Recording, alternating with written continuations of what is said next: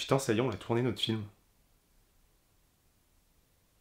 Les plans sont en boîte. On est resté enfermé pendant des jours, des nuits, dans notre chambre, à mettre nos idées en place, à les adapter à toutes les contraintes extérieures qui pouvaient s'imposer à nous. On a écrit un scénario, on a conçu une mise en scène, on est allé dans nos décors, on a dirigé nos acteurs, et on a tourné. On a fait la fête, après, on s'est reposé aussi un peu. On a pris le temps de laisser les images un petit peu décanter pour bien s'assurer de les aborder de la façon la plus neutre possible, et non pas avec l'état d'esprit qu'on avait au moment où elles ont été filmées lors du tournage. Et maintenant, après tout ça, après toutes ces aventures, on retourne dans notre putain de chambre, se réenfermer pendant des jours, pour le remplir, ce putain de banc de montage. Alors évidemment, face à ça, on aurait un petit peu envie de dire « Oh, douce ironie ». Mais on va pas le faire parce qu'on n'a pas le temps, hein. Le montage, c'est du travail, et qu'on a du pain sur la planche. Bienvenue à toutes et à tous dans ce 6e et avant-dernier épisode de la série, où on apprend à faire un film. Ben, il n'y a plus tellement besoin de dire faucher maintenant, parce que si, évidemment, au moment où on écrivait l'histoire,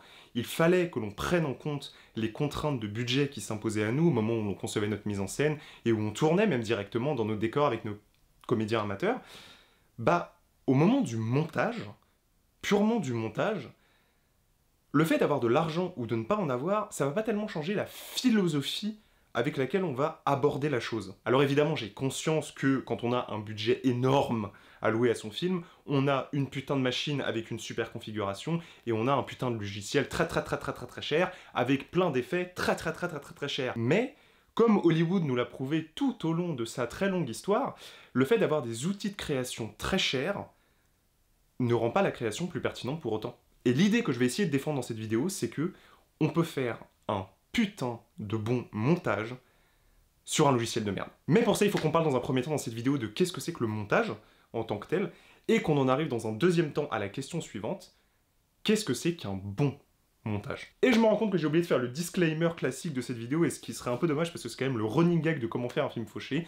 Tout ce que je dis évidemment dans cette vidéo n'est basé que sur mon expérience, sur ma façon de travailler et sur ma propre vision des choses.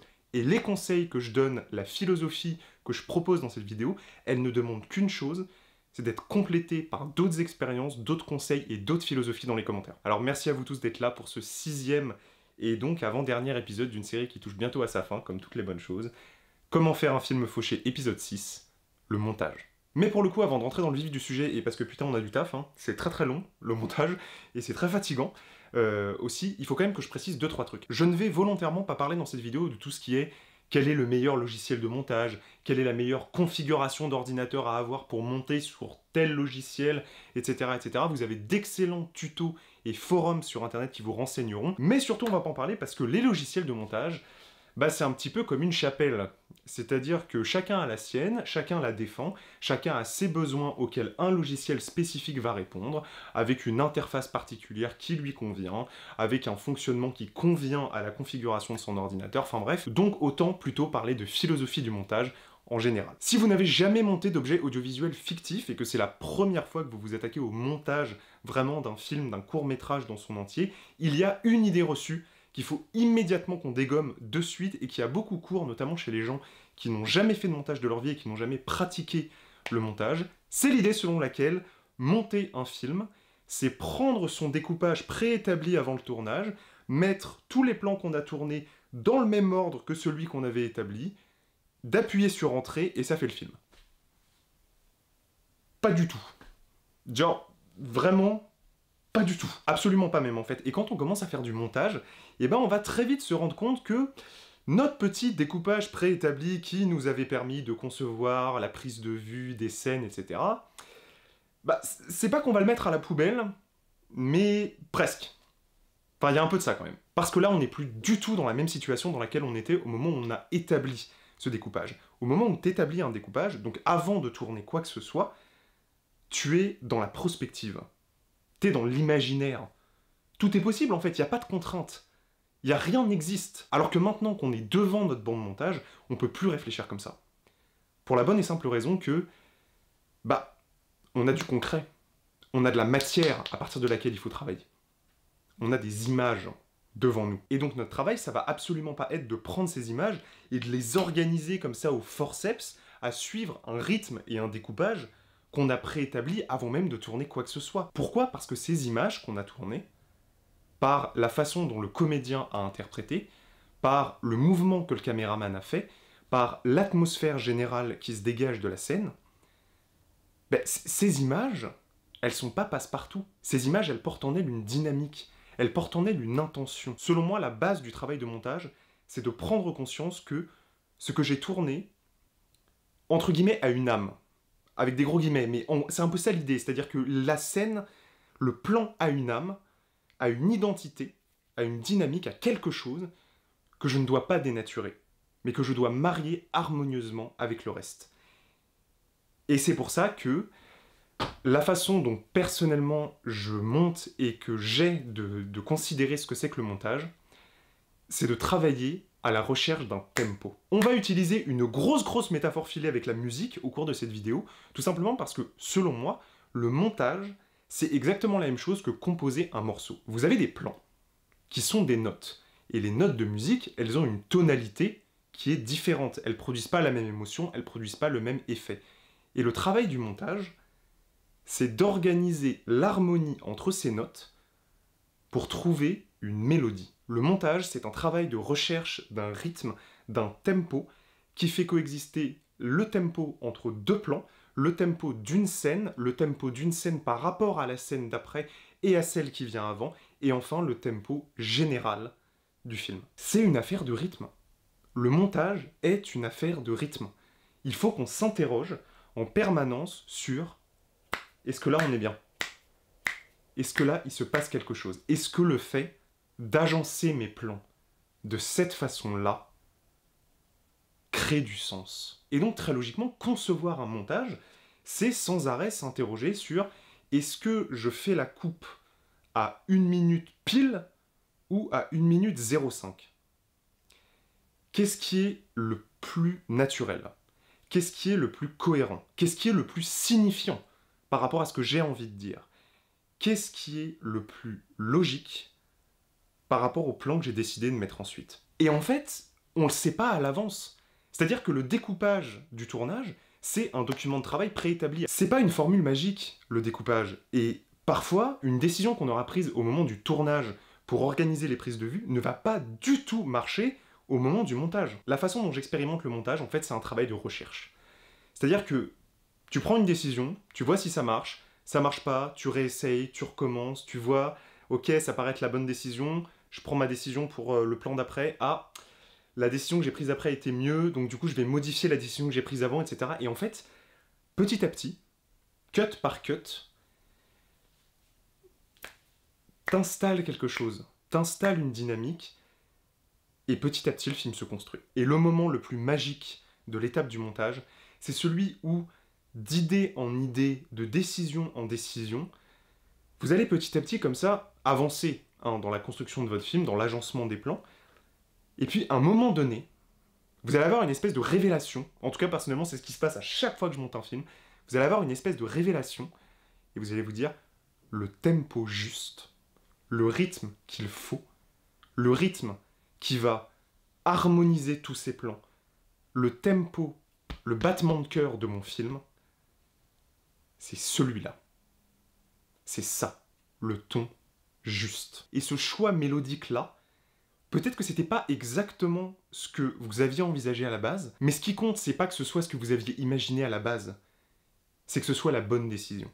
C'est que ce soit la décision qui respecte à la fois ce que vous avez envie de faire dire à vos images et ce que vos images disent par elles-mêmes. Et je sais que ça va peut-être paraître un petit peu bizarre, peut-être pour certains, ce que je vais dire, mais personnellement, lorsque moi je travaille, j'ai presque l'impression que le film se monte tout seul. C'est-à-dire que quand on fait du montage, on a cette volonté, on a cette tendance comme ça, cette impulsion de vouloir tout contrôler, de vouloir forcer les images à respecter un certain rythme, à respecter un certain enchaînement, parce que c'est comme ça qu'on l'avait pensé, etc.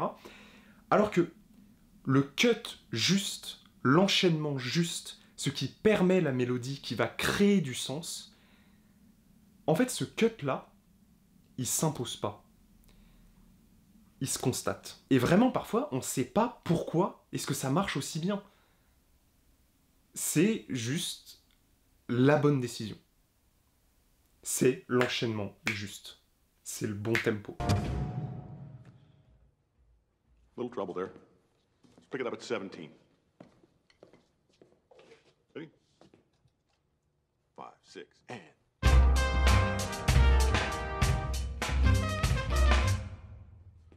Not quite my tempo. Et en fait, pour le coup, j'aimerais vraiment qu'on place cette vidéo sous l'égide d'une phrase du réalisateur Robert Bresson, qui est pour moi l'une des phrases les plus importantes qui a été dite sur le montage. C'est donc dans son ouvrage Notes sur le cinématographe. Et en fait, il dit, Robert Bresson, « Ne cours pas après la poésie, elle pénètre toute seule par les jointures. » 6, 7. You're rushing. Here we go. Ready? Okay. 5, 6, and... Dragging just a hair. Le film a un naturel. Le film a un tempo juste qui lui est propre, et c'est quelque chose qui est très difficile à décrire, qui se constate plus que ça ne se crée, et c'est en quête de ça qu'il faut être. Il faut accepter que ce n'est pas tellement nous qui contrôlons notre film, mais que le montage, par les choix d'agencement que l'on fait, c'est presque une façon pour nous de le redécouvrir. Et de se rendre compte que non, c'était pas exactement ce qu'on avait voulu qu'il soit, mais que c'est pas grave. Parce que ce qui compte, c'est pas ce qu'on aurait voulu qu'il soit, mais c'est ce qu'il est au final. Ce rythme dont je parlais, ce tempo juste, en fait, ça dépend tellement du film, ça dépend tellement de la scène, ça dépend tellement de votre intention de mise en scène, que, bah en fait, je vais rester sur cette idée de tempo, de mélodie, et je vais juste vous dire, encore une fois, d'écouter votre instinct. Bah moi, c'est comme ça que j'ai toujours travaillé, en fait.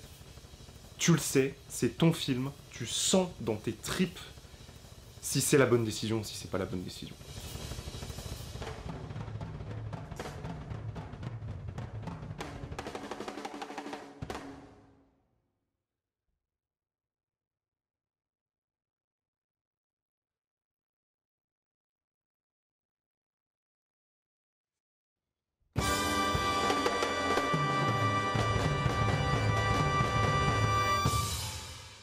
Et puis viendra le moment où tout ça aura finalement pris vie, et où le film sera terminé.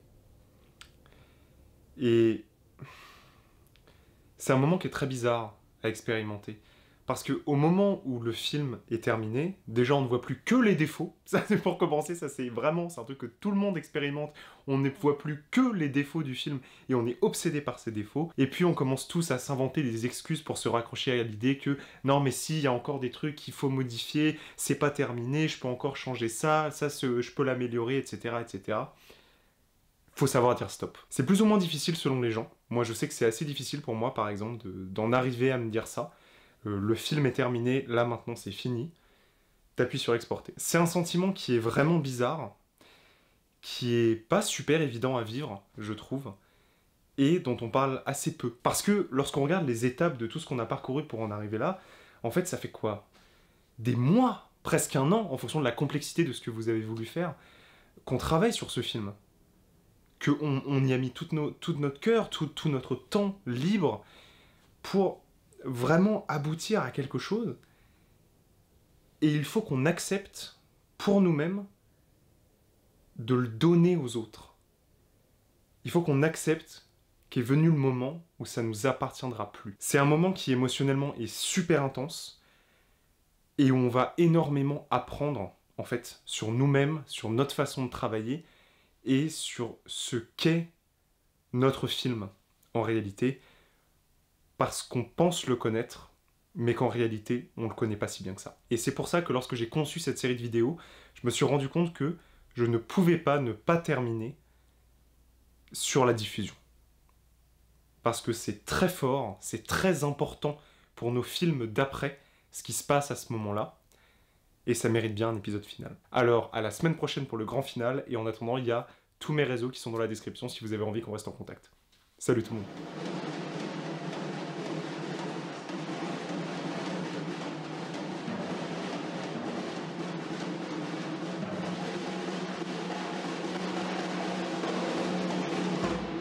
I'm sorry. No, stay.